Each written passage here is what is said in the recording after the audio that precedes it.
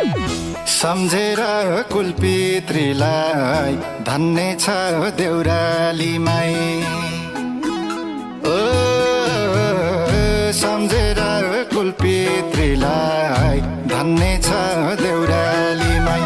सानो सानो घर छ म त तिम्रै भइसके प्यारी मान्छे मेरै भन्नु पर्छ।